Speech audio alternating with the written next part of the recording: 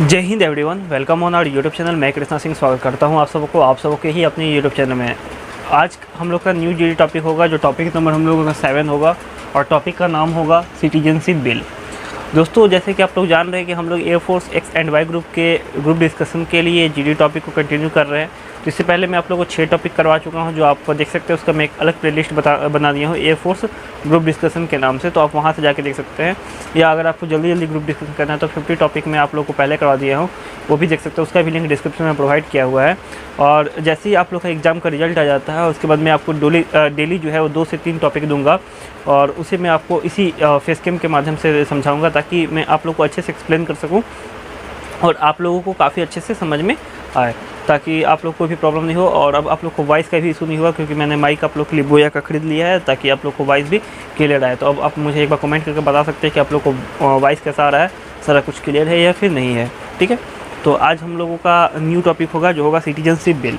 और हाँ, आप लोग का बहुत ही जल्द रिजल्ट आ जाएगा। उसके बाद मैं 100+ टॉपिक आप लोगों को करवाऊंगा। इसका PDF भी मैं आपको प्रोवाइड कर दूंगा टेलीग्राम चैनल पे, तो लिंक डिस्क्रिप्शन में प्रोवाइड किया हुआ है, वहाँ से आप टेलीग्राम पे जुड़ जाइएगा और PDF को डाउनलोड कर लीजिएगा। और अगर आप चैनल पे नए हैं तो सब्सक्राइब करना तो भूलिएगा ही नहीं, और बेल आइकन को प्रेस कर लीजिएगा।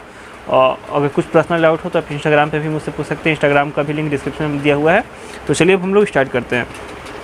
आपको यहाँ पे साइड में सारा कुछ दिख रहा होगा, जो भी मैं यहाँ पे बोलूँगा, क्योंकि यहाँ पे मैं लिखूँगा तो बहुत ही टाइम वेस्ट होगा। इससे पहले मैं क्या कर देता हूँ, एडिटिंग में मैं यहाँ पे साइड में लगा देता हूँ मैं, और इधर हो जाता हूँ, ताकि आप लोग को ज़्यादा क्लियर विजिबल हो। ठीक है, चलिए सबसे पहले इसका इंट्रो देख लेते हैं। इंट्रोडक्शन क्या है, सिटीजनशिप बिल है क्या, और ये कब पास हुआ, ये सारा कुछ हम लोग देखेंगे। तो in January Lok Sabha passed citizenship amendment bill which seeks to amend citizenship act 1955। देखिए, जनवरी में क्या हुआ कि लोकसभा ने जनवरी 2020 में लोकसभा जो है वो, हमारी लोकसभा आप जानते ही होंगे, वो क्या की कि सिटीजनशिप बिल पास की, नागरिक संशोधन अधिनियम पास किया। जो नागरिक संशोधन जो बिल था 1955 का, उसका जगह लेगा। ठीक है, मतलब कि जनवरी में लोकसभा ने एक विधेयक पास किया, जो जिसे सिटीजनशिप अमेंडमेंट बिल बोलेंगे, जो सिटीजनशिप एक्ट 1955 का जगह लेगा। यानी पुराने वाले को चेंज करके अब नया सिटीजनशिप बिल आया। अभी इस बिल में क्या है वो भी आगे देखते हैं हम लोग। This bill seeks to provide citizenship to illegal migrant who belongs to Hindu, Sikh, Buddhist, Jain, Parsi और Christians religious community and from Afghanistan, Bangladesh और पाकिस्तान। इसे ध्यान से समझिएगा। ये जो बिल है वो लीगल नागरिकता प्रोवाइड करता है, मतलब कि आप लोग कानूनी नागरिकता प्राप्त करता है उन सभी माइग्रेंट के लिए, मतलब उन सभी प्रवासी के लिए जो हिंदू कम्युनिटी के हो, सिख के हो, बुद्ध के हो, जैन के हो, पारसी के हो और क्रिश्चियन के हो। और वो किस देश से आए हो, तो अफगानिस्तान से आए हो, या फिर बांग्लादेश से आए हो, या फिर वो पाकिस्तान से आए हो, उन्हें वो क्या करता है, नागरिकता प्रदान करता है। To propose to grant permission citizenship to these migrant after staying in India for 6 year as opposed to earlier rule of 11th year. ये बिल क्या करता है, वो ग्रांट करता है, ये नागरिकता देता है उन सभी माइग्रेंट्स को, उन सभी प्रवासियों को जो भारत में 6 साल तक निवास करे। ये पहले ये प्रावधान जो था वो 11 साल के लिए था, अब उस चीज़ को चेंज करके 6 साल कर दिया गया। यानी कि जो भी प्रवासी जो अफगानिस्तान से आए हो, या फिर बांग्लादेश से आए हो, या फिर पाकिस्तान से आए हो, और वो हिंदू, सिख, बुद्ध, जैन, पारसी और क्रिश्चियन धर्म से हो, तो उन्हें भारत में अगर 6 साल रह जाते हैं तो उन्हें भारत में नागरिकता मिल जाएगा। अब इसका अप्रोच क्या है, इसका कुछ एडवांटेज है, कुछ डिसएडवांटेज है। तो पहले हम लोग एडवांटेज देख लेते हैं, और उसके बाद हम लोग डिसएडवांटेज भी देख लेंगे। एक बार मैं फिर आप लोग को एक बार इंट्रो के बारे में बता देता हूं। तो जनवरी में लोकसभा ने, हमारी जो लोकसभा है, उसने सिटीजनशिप अमेंडमेंट बिल को पास किया, जो पिछले वाला सिटीजनशिप अमेंडमेंट एक्ट जो था 1955, उसका जगह लेगा। ठीक है, और ये बिल जो है वो कानूनी नागरिकता प्रोवाइड करता है। जो भी माइग्रेंट्स, जो भी प्रवासी आए हो पाकिस्तान से, बांग्लादेश से और फिर अफगानिस्तान से, वो या तो हिंदू कम्युनिटी के होना चाहिए, या फिर आपका बुद्ध के होना चाहिए, सिख, जैन या पारसी और क्रिश्चियन होना चाहिए। यानी कि मुस्लिम कम्युनिटी को छोड़कर बाकी किसी भी कम्युनिटी के होंगे तो उन्हें भारत में अस्थायी निवासी का आपको भारत में नागरिकता मिल जाएगा। और एक चीज़ और इसमें संशोधन किया कि जो पहले जो नागरिकता संशोधन जो बिल था 1955 वाला, उसमें आपको अगर भारत में नागरिकता चाहिए तो भारत में आपको 11 साल तक रहना होगा, तो आपको भारत में नागरिकता मिलता। बट इस बिल के माध्यम से उस ड्यूरेशन को भी घटा दिया गया, और उस ड्यूरेशन को घटा कर यहाँ पे आपका कर दिया गया 6 साल। ठीक है, अप्रोच देख लेते हैं, इसका कुछ प्रोज है उसे भी हम लोग देख लेते हैं। India has a moral obligation to provide homelands to those who are homeless. देखिए इंडिया जो है, हम लोग को पता है कि जो हमारे जो कंट्री है, हमारी जो भारत है, वो बहुत ही मतलब क्या है, एक हम लोग मॉरल मतलब नैतिकता पे चलते हैं। मतलब हम ये जो बुद्ध की धरती है, ये महावीर की धरती है, और ये महात्मा गांधी, मतलब हम किसी को मतलब दूसरे को जो भूखा है तो उसे खाना यहाँ देते हैं, यहाँ पे शरण देते हैं। तो मतलब ये हमारी नैतिक जिम्मेदारी होती है कि जो हमारे अगल बगल के जो पड़ोसी है उन्हें हम यहाँ पे रहने का स्थान दें। तो ये हमारी क्या है, एक मॉरल ऑब्लिगेशन है, हमारी नैतिक जिम्मेदारी है कि जिनका घर नहीं है उन्हें हम घर प्रोवाइड करें। Citizenship bills provide permanent citizenship who really want to live in our country. जो सिटीजनशिप बिल है वो क्या करेगा, परमानेंट सिटीजनशिप प्रोवाइड करेगा, जो सच में जो वास्तव में भारत में रहना चाहते हैं उन्हें सिटीजनशिप यानी कि उन्हें नागरिकता प्रोवाइड करेगा। नेक्स्ट है citizenship bills provide citizenship for those who want to show their talents in India. ये सिटीजनशिप बिल है वो क्या करेगा, उन्हें भी ये नागरिकता प्रोवाइड करेगा जो भारत में आकर टैलेंट शो करना चाहते हैं। बहुत सारे ऐसे लोग हैं जो अफगानिस्तान, पाकिस्तान, बांग्लादेश में रहते हैं और वो भारत में आकर परमानेंट नागरिकता लेना चाहते हैं, यहाँ पर रहना चाहते हैं, यहाँ पर अपना टैलेंट शो करना चाहते हैं, यहाँ पर बिजनेस करना चाहते हैं।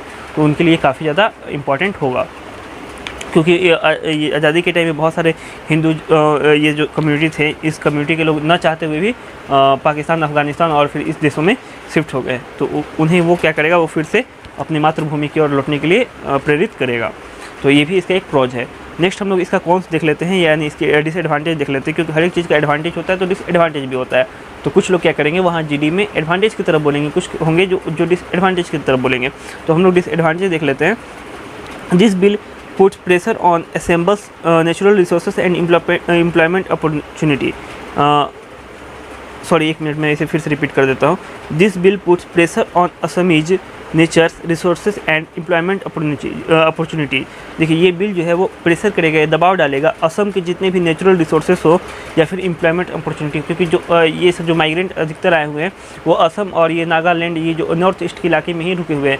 तो इस जगह के जो ये असम तरफ के जो भी इलाका है, वहाँ के जो भी नेचुरल रिसोर्सेज है और एम्प्लॉयमेंट अपॉर्चुनिटी है उस पर ज़्यादा दबाव डालेगा, क्योंकि यहाँ के स्थानीय लोगों को नहीं मिल पाएगा और फिर वो जो बाहर के लोग आएंगे उन्हें भी इसी में एडजस्ट करना होगा। इसी के कारण यहाँ के लोगों का जो स्थानीयता है उसे ये काफ़ी ज़्यादा ये इसे प्रॉब्लम करेगा। ठीक है, नेक्स्ट है it discriminates people of only one religious that is मुस्लिम।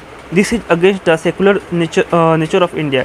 ये जो है ये जो बिल है वो क्या करेगा, जो एक पर्टिकुलर जो कम्युनिटी है, पर्टिकुलर जो समुदाय है, पर्टिकुलर जो धर्म है जिसे हम लोग मुस्लिम धर्म बोलते हैं, जो है उसे ये क्या कर रहा है, ये इसको ये डिस्क्रिमिनेट कर रहा है, दबा रहा है। कैसे? क्योंकि इसमें क्या किया जा रहा है कि मुस्लिम कम्युनिटी को छोड़कर सभी को नागरिकता प्रोवाइड किया जा रहा है।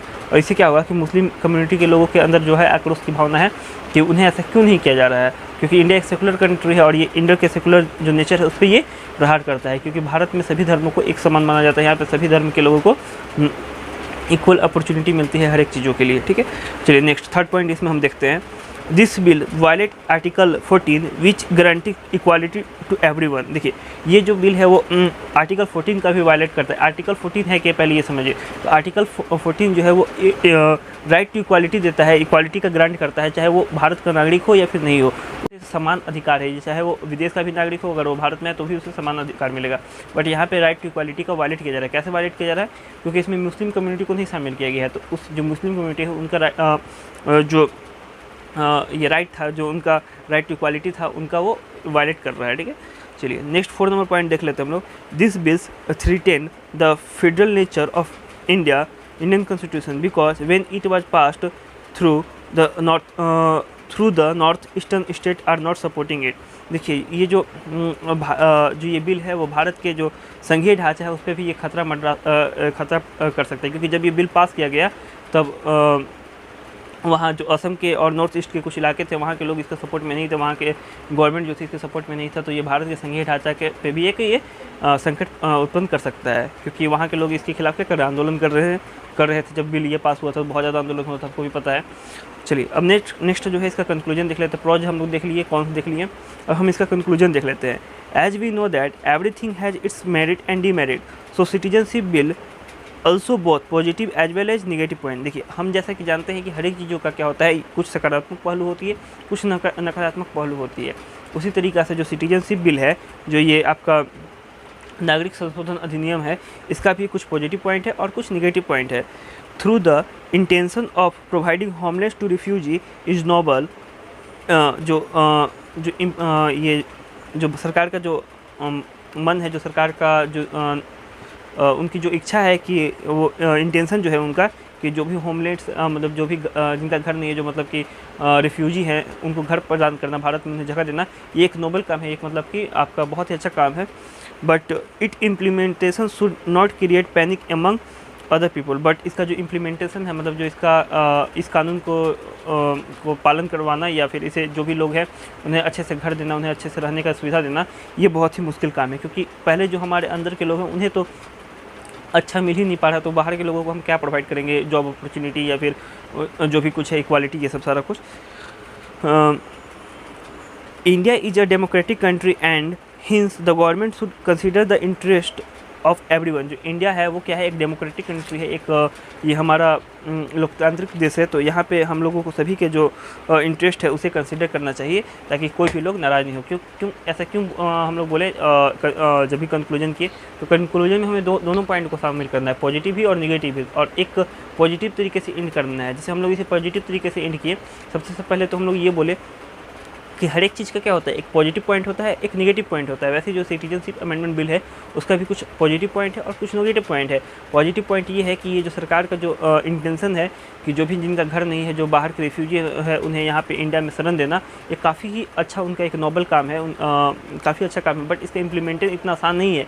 कैसा आसान नहीं है, क्योंकि जो हमारे जो अंदर के लोग हैं उन्हें तो पहले अच्छे से सुविधा मिल ही नहीं पा रही, तो बाहर के लोगों को हम कैसे देंगे।